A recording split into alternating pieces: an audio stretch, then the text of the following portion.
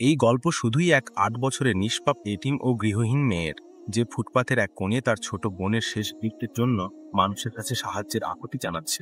ঠিক তখনই রাস্তা দিয়ে যাওয়া এক কোটিপতি ব্যবসায়ী এমন এক পদক্ষেপ নেন যা আপনাকে চমকে দেবে।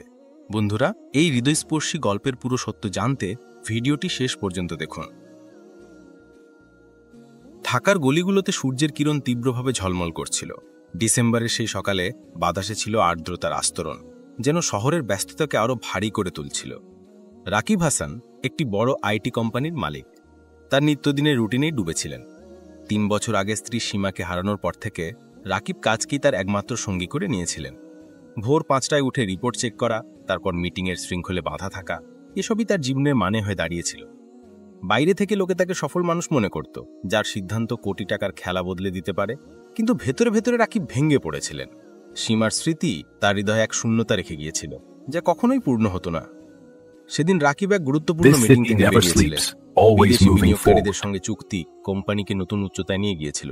কিন্তু রাকিবের মুখে হাসি ছিল না। সংখ্যার তথ্য তার কাছে ঠান্ডা ছিল, যা সীমার চলে যাওয়ার পর বাড়িতে যে নিস্তব্ধতা তা পূরণ করতে। তিনি গুলশানের ব্যস্ত এলাকা দিয়ে যাচ্ছিলেন। রাস্তাগুলো সব সময়ের মতোই কোলাহলে ভরা। চায়ের দোকানিরা চিৎকার করছিল, দাদা এক কাপ চা। রিক্সাওয়ালারা হর্ন বাজাচ্ছিল। দোকানিরা হাত নেড়ে পণ্য বিক্রির চেষ্টা করছিল। পর্যটকরা পুরনো ভবনের ছবি তুলছিল, আর শ্রমিকরা টিফিন বাক্স হাতে তাড়াহুড়ো করে কোথাও যাচ্ছিল। এসব রাকিবের কাছে এক রুটিন ছিল, যা তাকে ছুতো না। দুনিয়া তার নিজস্ব জীবনযাপন করছিল, জীবন্ত, কোলাহলপূর্ণ, তাড়াহুড়োয় ভরা। কিন্তু রাকিব ভেতরে ভেতরে শূন্য ছিলেন। তখনই একটা আওয়াজ তার কানে এলো। সেই আওয়াজ রাস্তার কোলাহলে ডুবেছিল, কিন্তু এত গভীর যে রাকিবের পা থেমে গেল। সেটা গান ছিল না, কথাবার্তাও না।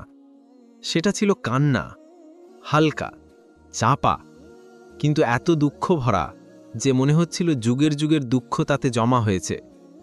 রাকিব ভাবলেন, চলতে থাকেন। ঢাকার মতো শহরে এমন কান্না তিনি কতবার উপেক্ষা করেছেন।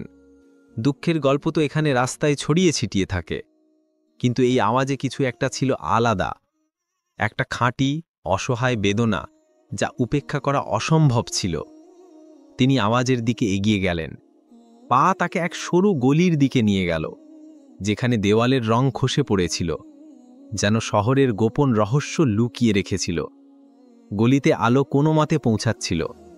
বাতাস ভারী, দম বন্ধ করা মনে হচ্ছিল। গলির শেষে রাকিব তাকে দেখলেন। একটি ছোট্ট মেয়ে, মাত্র ৮ বছর বয়সী, অসমান মাটিতে বসে। তার কালো চুল উস্কো খুস্কো, নোংরা মুখের উপর ঝুলে পড়েছিল। কাপড় ছেঁড়া, পুরনো, ধুলো আর ঘামে মাখা। খালি পায়ে ক্ষত আর ময়লা জমেছিল, যা বলে দিচ্ছিল সে কত কঠিন পথ পেরিয়ে এসেছে। কিন্তু এই দৃশ্য রাকিবের হৃদয়কে আঁকড়ে ধরলেও আসল ধাক্কাটা লাগলো যখন তিনি দেখলেন মেয়েটির ক্ষীণ হাতে একটি ২ বছরের শিশু পড়ে আছে, নিথর, যেন ভুলে যাওয়া কোনো পুতুল। ছোট মেয়েটির ফর্সা মুখ ঠান্ডা, রংহীন, শুকনো ঠোঁট ফাটা, ছোট্ট শরীর এত ঝুলে পড়া যে মনে হচ্ছিল ঘুমের মধ্যেও নয়। বাইরের গরম আর এই শিশুর ঠান্ডা শরীরের পার্থক্য ছিল নিষ্ঠুর। মেয়েটি চোখ তুলল, কালো চোখ, অশ্রুতে ভরা। তাতে মাসুমিয়াত আর নিরাশার মিশ্রণ ছিল, যা কোনো শিশুর মুখে থাকার কথা নয়। তারপর কাঁপা গলায় বলল, আঙ্কেল, আপনি কি আমার ছোট বোনকে কবর দেবেন? সে আজ চলে গেছে, আর সে খুব ঠান্ডা হয়ে গেছে। আমার কাছে ভালো শেষকৃত্যেরও টাকা নেই, কিন্তু আমি প্রতিজ্ঞা করছি বড় হয়ে কাজ করে আপনাকে শোধ দেব। কয়েক মুহূর্তের জন্য সময় যেন থেমে গেল।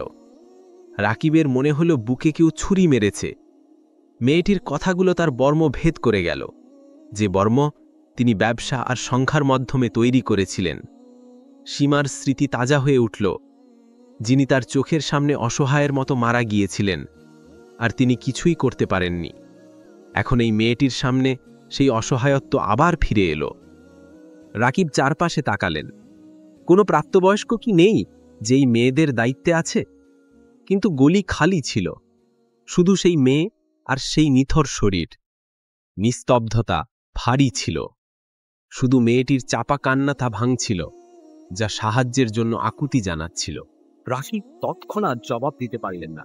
তার পা যেন মাটিতে আটকে গিয়েছিল, শ্বাস সংক্ষিপ্ত। এমন নিষ্ঠুর মাসমাপতির সামনে কি বলবেন?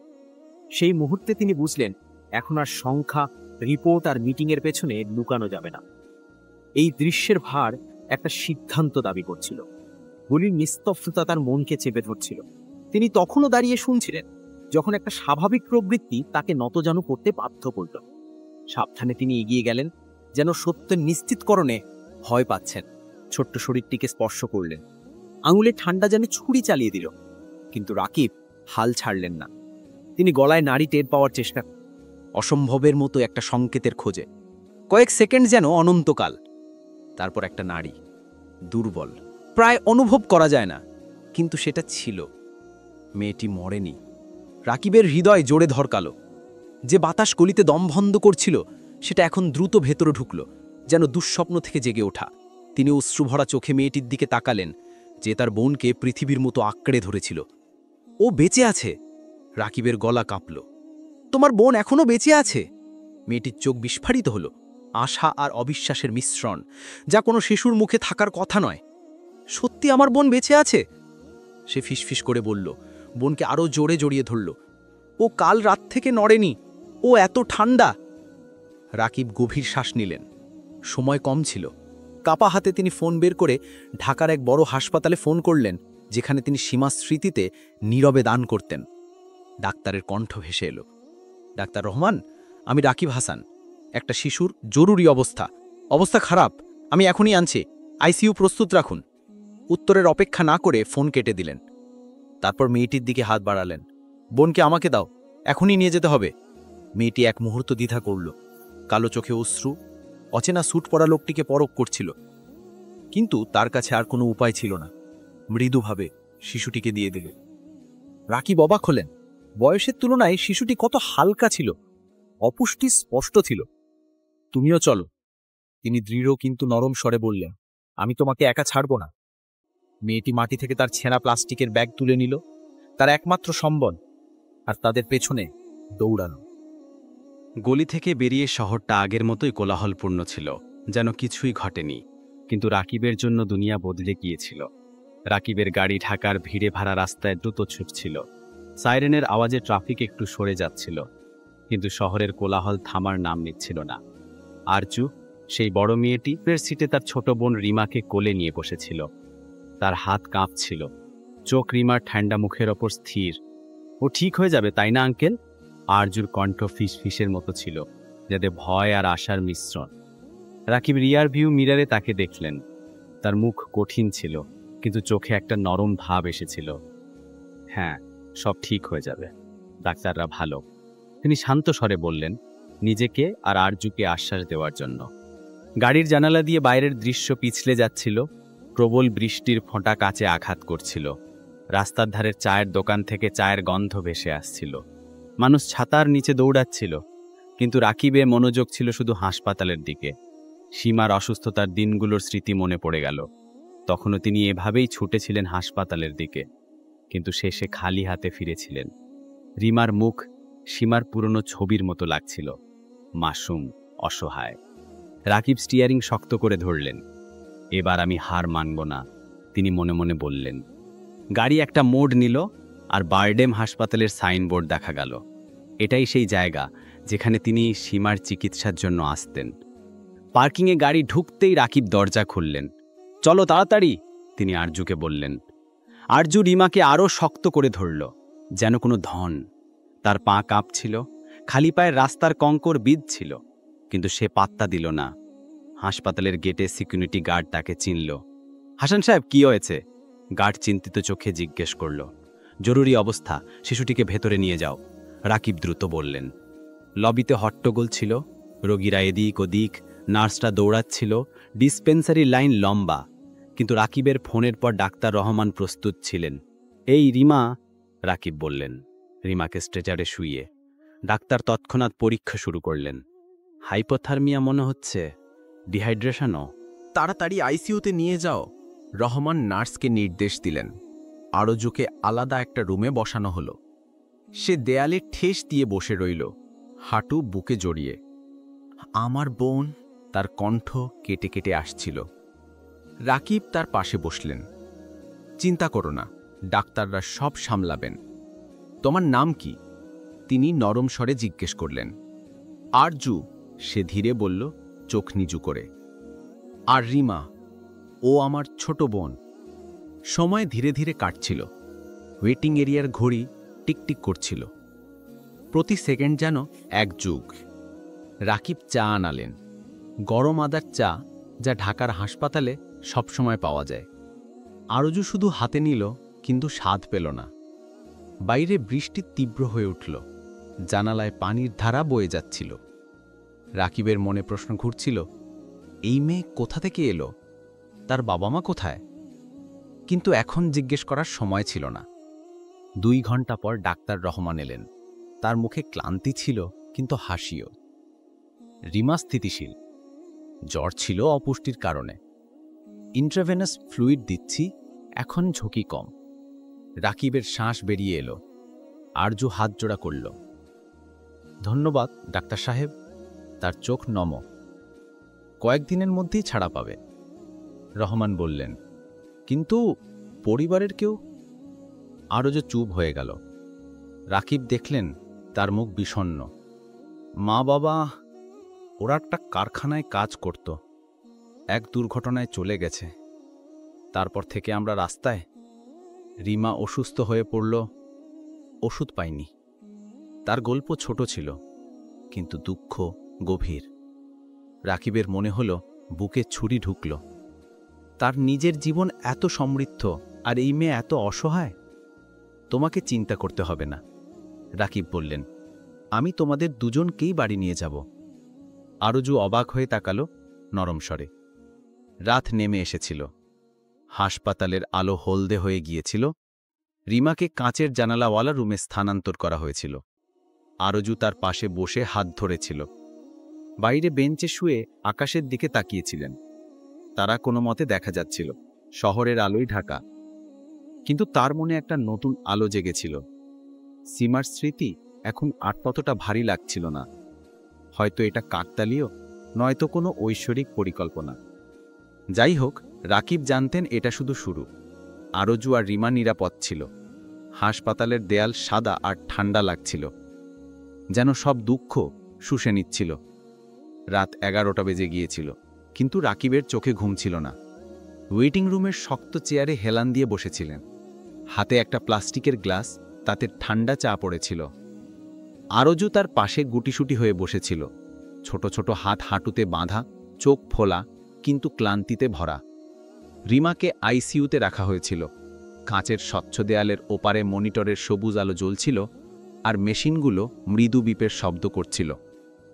ডাক্তার রহমান সন্ধ্যায় বলেছিলেন, অবস্থা স্থিতিশীল, কিন্তু সতর্ক থাকতে হবে। অপুষ্টি আর সংক্রমণ গুরুতর, আমরা নজর রাখব। রাকিব মাথা নাড়লেন, কিন্তু ভেতরে ভেতরে একটা অস্থিরতা তাকে কুড়ে খাচ্ছিল। সীমার অসুস্থ দিনগুলোর স্মৃতি ফিরে এলো। একই হাসপাতালের বাতাস, একই অপেক্ষার দীর্ঘ রাত। এটা কি আবার পুনরাবৃত্তি হচ্ছে? আরজু রাকিবের হাতে মাথা রাখল। আঙ্কেল, রিমার কিছু হবে না, তাই না? তার কণ্ঠ হালকা, যেন বাতাসে ভাসা পাতা। রাকিব তার কাঁধে হালকা চাপড় দিলেন। একদম না, তুমি চিন্তা করো না। ডাক্তাররা ভালোভাবে দেখাশোনা করছে। একটু ঘুমাও। আরজু চোখ বন্ধ করার চেষ্টা করল, কিন্তু তার মুখে চিন্তার রেখা রয়ে গেল। হাসপাতালের পরিবেশ দম চাপা ছিল। দূর থেকে কোনো রোগীর কাশি, নার্সদের দ্রুত পায়ের শব্দ, আর বাতাসে অ্যান্টিসেপটিকের তীব্র গন্ধ। ঢাকার এই ব্যস্ত হাসপাতাল, যেখানে প্রতিটি কোণে জীবনের জন্য লড়াই চলছিল, রাকিবের কাছে একটা জালের মতো লাগছিল। তিনি ভাবছিলেন, এসব কিভাবে সম্ভব হলো? একটা সাধারণ সকালের হাঁটা, আর হঠাৎ তার জীবন দুটি মাসুম মেয়ের সঙ্গে জড়িয়ে গেল। তখনই একজন মহিলা তাদের কাছে এলেন। নীল শাড়িতে, কাঁধে একটা ফাইলের ব্যাগ ঝুলছে, মুখে সতর্কতা ছাপ। নামের প্লেটে লেখা মীরা রহমান, সামাজিক কর্মী। তার কণ্ঠে আনুষ্ঠানিকতা ছিল, কিন্তু চোখে দায়িত্বের ভার। হাসান সাহেব, আপনি কি এই মেয়েদের এখানে এনেছেন? তিনি নোটপ্যাড ব্যাক করে জিজ্ঞেস করলেন। রাকিব মাথা নাড়লেন। হ্যাঁ, আমি। কি ব্যাপার? মীরা I চেয়ার টেনে understand this is বসলেন। difficult, but we need to এই discuss মেয়েরা the এতিম next মনে steps for her হচ্ছে। treatment. আপনি course, কি তাদের doctor. কোনো We're আত্মীয়? listening. I understand পরিবারে this আর is কেউ difficult, আছে? but we need to discuss the next Arzu steps for her চিন্তিত চোখে treatment. রাকিবের দিকে Of course, তাকালো, doctor. We're যেন listening. ভয় পাচ্ছে I understand কেউ this is তাদের difficult, আলাদা but করে we need দেবে। to discuss the next steps Rakib for her গভীর treatment. শ্বাস নিলেন। Of course, doctor. না। We're listening. I কিন্তু আমি understand this তাদের is রাস্তায় difficult, but পেয়েছি। we need to discuss the তাদের next অবস্থা steps এত for her খারাপ ছিল treatment. যে সাহায্য course, না doctor. করলে পাপ We're হতো। listening. I understand this is মীরার difficult, but ভ্রু we need to কুঁচকে গেল। discuss the next তবু steps for her treatment. শিশু Of সুরক্ষা course, আইনের doctor. অধীনে এটি We're পড়ে। listening. I কাল understand this এজেন্সি is থেকে difficult, but we তদন্ত need to দল আসবে। discuss the next steps for আপনার her বক্তব্য treatment. নিতে হবে। Of course, কোনো doctor. অচেনা We're লোক listening. এভাবে তাদের নিয়ে যেতে পারে না। এই কথাগুলো রাকিবের হৃদয়ে ছুরির মতো বিঁধল। এজেন্সি, তদন্ত, সীমার চলে যাওয়ার পর তিনি আইনি ঝামেলা থেকে দূরে পালিয়েছিলেন, আর এখন আবার সেই ভয়ে। আরজুর হাত শক্ত হয়ে গেল। আঙ্কেল, আমার ভয় করছে, সে ধীরে বলল। রাকিব তাকে আশ্বাস দিলেন, সব ঠিক হয়ে যাবে, আমি তোমার সঙ্গে আছি। কিন্তু মনে মনে ঝড় উঠল। যদি এজেন্সি আরজুকে কোথাও পাঠিয়ে দেয়, তাহলে কি তারা আবার রাস্তায় ফিরে যাবে? সকাল হতেই মীরা ফিরলেন। আরজু, তোমার মা বাবার কথা বলো, তিনি নরম কিন্তু দৃঢ় স্বরে জিজ্ঞেস করলেন। আরজু মাথা নিচু করল। ওরা একটা দুর্ঘটনায় চলে গেছে, দাদি অসুখে, এখন আমরা শুধু দুই বোন। মীরা নোটে কিছু লিখলেন। তোমাকে কাউন্সিলরের সঙ্গে দেখা করতে হবে। আর হাসান সাহেব, আপনার নিয়ত ভালো হতে পারে, কিন্তু আইন সিদ্ধান্ত নেবে। অনেক পরিবার বছরের পর বছর ধরে দত্তক নেওয়ার অপেক্ষায় আছে। রাকিবের ধৈর্য ভাঙতে লাগল। এটা কাগজের লড়াই নয় মিরাজি, আমি যদি না থামতাম তাহলে রিমা আজ এখানে থাকতো না, আরজু একা ঘুরে বেড়াতো। তার কণ্ঠে রাগ ফুটল। গলিপথে হট্টগোল হলো, কিছু রোগী থেমে তাকাতে লাগল। আরজু গুটিয়ে গেল, তার হাত কাঁপছিল। মীরা শান্ত করার চেষ্টা করলেন, শান্ত হন, এটা প্রক্রিয়া। কিন্তু রাকিব থামলেন না।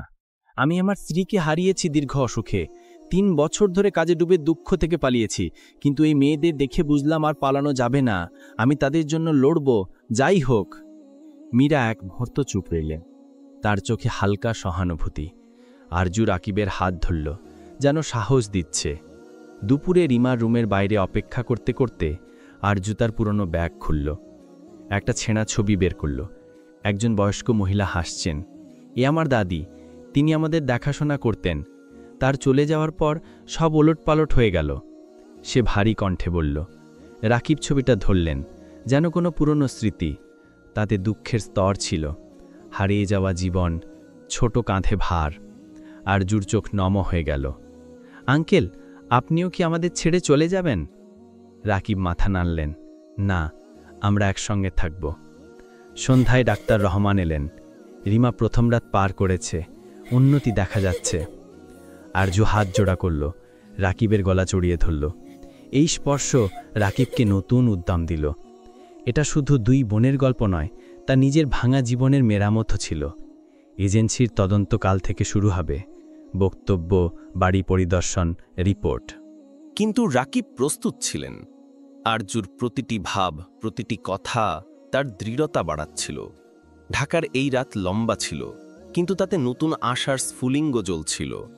ঢাকার ফ্যামিলি কোর্টের পুরনো ভবনে সকালের রোদ জানালা দিয়ে ছড়িয়ে পড়ছিল।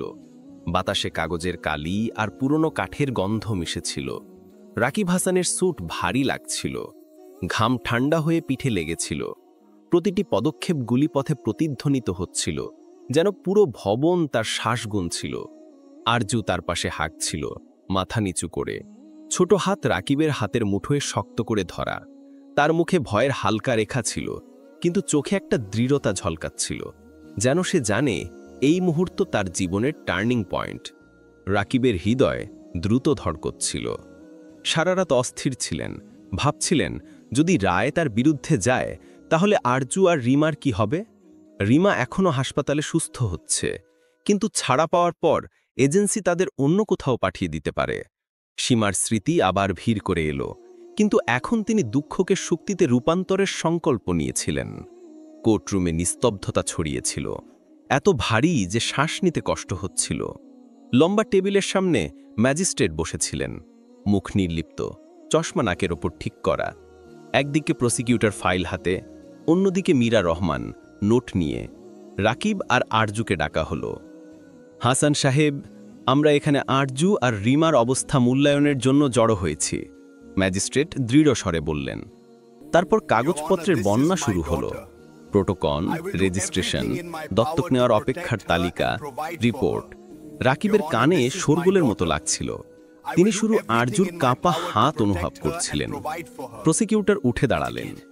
মহোদয়, আমাদের ভুলে যাওয়া উচিত নয় যে শত শত পরিবার বছরের পর বছর ধরে আইনি দত্তকের অপেক্ষায় আছে।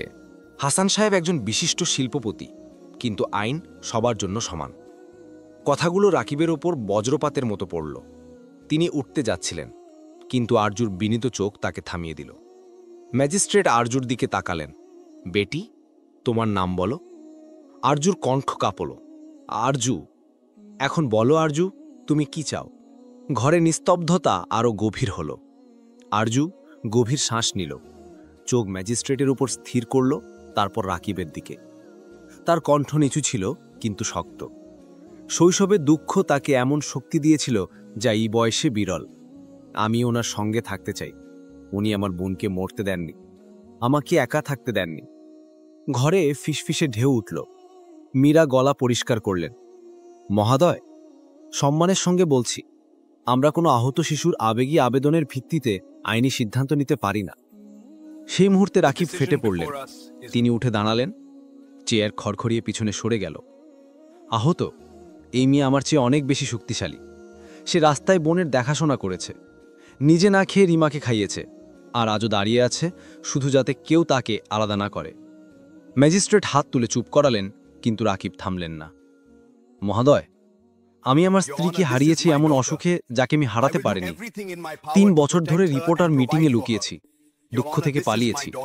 কিন্তু যখন আরজু আর রিমাকে গলিতে পেলাম, তখন বুঝলাম পালানো আর ঠিক নয়। আমি এখানে তাদের জন্য লড়তে এসেছি, আর লড়ব শেষ পর্যন্ত। ঘরে পূর্ণ নিস্তব্ধতা নেমে এলো। সিলিং ফ্যানের হালকা শব্দ জড়িয়ে যাচ্ছিল। সেকেন্ডগুলো যেন অনন্তকাল।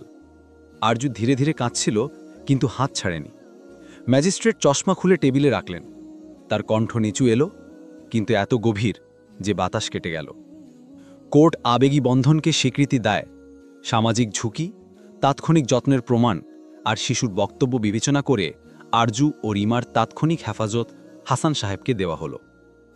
শব্দগুলো যেন শিকল ভেঙে দিল।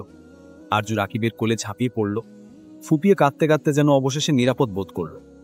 রাকিব চোখ বন্ধ করলেন, গরম অশ্রু গড়িয়ে পড়ল। বছরের পর বছর পর তিনি জানতেন এখন আর কিছুই আগের মতো থাকবেন। কোর্ট থেকে বেরিয়ে গলিপথটা লম্বা লাগছিল।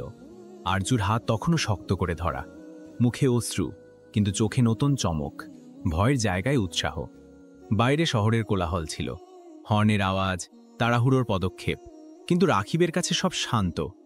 ম্যাজিস্ট্রেটের কণ্ঠ মনে গুঞ্জন তুলছিল। গাড়িতে বসে আরজু জানালা থেকে সিট ঢেকে দিল। রাকিব ইঞ্জিন চালু করলেন, কিন্তু থামলেন। আঙ্কেল, জজ সাহেব বললেন আমরা থাকতে পারি, কিন্তু যদি আপনি ক্লান্ত হয়ে যান? আরজু ধীরে জিজ্ঞেস করল। রাকিব হেসে বললেন, না, কখনো না। গাড়ি চলল বাড়ির দিকে, এক নতুন শুরুর দিকে। সন্ধ্যা নেমে এসেছিল যখন তারা বাড়ি পৌঁছালেন। বড় বাংলোর গেট ধীরে খুলল। ভেতরে বাগান সবুজ, কিন্তু রাকিব এখন বুঝতে পারছিলেন এই জায়গাটা আগে কতটা খালি ছিল। আরজু সংকোচের সঙ্গে পা রাখল। এটা আমার বাড়ি, সে ফিসফিস করে বলল। রাকিব ঝুঁকে বললেন, হ্যাঁ, এখন তোমার। ঢাকার বাংলোতে সন্ধ্যার রোদ বাগানে ছড়িয়ে পড়ছিল। বাতাসে জুঁই ফুলের মিষ্টি গন্ধ ভাসছিল, যা রাকিবের বাড়িকে প্রথমবার জীবন্ত মনে করাচ্ছিল। বাড়ির ভেতরটা শান্ত, কিন্তু উষ্ণ লাগছিল। রাকিব আগেই কাজের মেয়ে রাবেয়া কি বলে রেখেছিলেন। সে হাসি মুখে এলো, হাতে গরম দুধের গ্লাস। বেতি, খাও, শক্তি আসবে। রিমা সংকোচের সঙ্গে এক চুমুক নিল, তারপর আরজুর কোলে মাথা লুকালো। রাকিব তাদের ওপরের ঘর দেখালেন। দুটো ছোট বিছানা, রঙিন চাদর, আর জানালা দিয়ে নদীর দৃশ্য। আরজু বিছানায় হাত বুলিয়ে বলল, যেন প্রথমবার নরম কিছু স্পর্শ করছে। আঙ্কেল, আমাদের রাস্তায় ঘুমোতে হতো, কখনো বৃষ্টিতে ভিজে যেতাম। তার কণ্ঠ ভারী ছিল। রাকিব তার কাঁধে হাত রাখলেন। এখন সব বদলে গেছে, তোমাকে স্কুলে যেতে হবে, পড়তে হবে। আরজুর চোখ চককক করল। স্কুল? রিমাও? একদম, আমি কাছের স্কুলে ভর্তি করিয়ে দিয়েছি, কাল থেকে শুরু। রাত গড়াতেই বাড়িতে হট্টগোল বাড়ল। রাবেয়া খাবার তৈরি করল, গরম রুটি, সবজি আর দই। টেবিলে 3 জন বসলেন। রিমা প্রথমবার হেসে চামচ ধরল। আঙ্কেল, এটা সুস্বাদু, সে ছোট্ট কণ্ঠে বলল। আরজু রাকিবের দিকে তাকালো। আপনি একা কেন থাকতেন? এখন তো আমরা আছি, তাই না? রাকিবের চোখ নম হয়ে গেল। সীমার স্মৃতি মনে পড়ল। খালি ডাইনিং টেবিল যেখানে শুধু তার ছায়া নাচত। আগে সব ঠান্ডা লাগত, কিন্তু এখন মনে হচ্ছে বাড়ি বানিয়ে ফেলেছি। খাওয়ার পর তারা বাগানে গেল। চাঁদি লাগছিল। তারাগুলো ঢাকার আলোয় লুকিয়েছিল। আরজু রিমাকে দোলনায় দোলালো। দাদি বলতেন, ভালো কাজের ফল পাওয়া যায়। আপনার আশা সেই ফল। রাকিব হেসে বললেন, হয়তো, কিন্তু তোমরা আমাকে নতুন জীবন দিয়েছ। সপ্তাহ কেটে গেল। সকাল এখন আলাদা ছিল। রাকিব ভোর 5টায় উঠতেন, কিন্তু এখন রিপোর্টের বদলে আরজুর জন্য নাস্তা তৈরি করতেন। আরজু স্কুলে যেত, ইউনিফর্মে ঝকঝকে। রিমাকে প্রি স্কুলে পাঠানো হলো। প্রথম দিন আরজু ফিরল ব্যাগে ড্রয়িং শিট নিয়ে। আঙ্কেল দেখুন, আমি আমাদের বাড়ির ছবি এঁকেছি। রাকিব শিট ধরলেন, চোখের জল লুকিয়ে। উনি আরজুর সঙ্গে কথা বলতেন। দিন কেমন গেল? খুব ভালো, বন্ধু হয়েছে। ধীরে ধীরে রাকিব বদলে যাচ্ছিলেন। কাজ এখন আর ভারী লাগত না। তিনি সময় বের করে পার্কে নিয়ে যেতেন। রিমার হাসি বাড়ি ভরে দিত। কয়েক মাস পর কোর্টের চূড়ান্ত শুনানি হল। ম্যাজিস্ট্রেট বললেন, অস্থায়ী হেফাজত এখন স্থায়ী। হাসান সাহেব, আরজু আর রিমা এখন আপনার মেয়ে। রাকিব মাথা নত করলেন, ধন্যবাদ। বাড়ি ফেরার পথে আরজু জিজ্ঞেস করল, এখন আমরা সবসময় একসঙ্গে? রাকিব বললেন, হ্যাঁ, সবসময়। ঢাকার রাত এখন শান্ত লাগছিল, আশায় ভরা। রাকিব ভাবছিলেন, একটা ছোট্ট আকুতি সব বদলে দিল। জীবনের মূল্য, করুণার শক্তি এসব শিখিয়ে দিল। বন্ধুরা, এই গল্প আমাদের শেখায় সত্যিকারের সাফল্য কোটি টাকার চুক্তিতে নয়, বরং এক অসহায় হৃদয়ের ডাক শুনে তাকে নতুন জীবন দেওয়াতে। যখন আপনি কোনো ভাঙা জীবনকে সাহায্য করেন, তখন আসলে আপনি নিজের ভাঙা জীবনের মেরামত করেন। জীবনের সবচেয়ে বড় শূন্যতা বস্তুগত জিনিসে পূর্ণ হয় না, তা পূর্ণ হয় ভালোবাসা, পরিবার আর অটুট বিশ্বাসে, যা শেখায় যে প্রতিটি অন্ধকারের পর একটা নতুন শুরু সম্ভব। বন্ধুরা, এই গল্প আপনাদের কেমন লাগলো? আপনার মতামত কমেন্টে জানান। গল্প ভালো লাগলে ভিডিওটি লাইক করুন আর বন্ধুদের সঙ্গে শেয়ার করতে ভুলবেন। আর হ্যাঁ, আপনি এই ভিডিও কোথা থেকে দেখছেন? আপনার প্রিয় গ্রাম বা শহরের নাম কমেন্টে লিখুন। এমন আরও হৃদয়স্পর্শী গল্প শোনার জন্য আমাদের চ্যানেল নূর টেলস বিডিকে সাবস্ক্রাইব করতে ভুলবেন না। পরবর্তী গল্পে আবার দেখা হবে। ততক্ষণের জন্য মানবতা বজায় রাখো, ভালো কাজ ছড়িয়ে দাও আর হৃদয়ে আশা জাগিয়ে রাখো।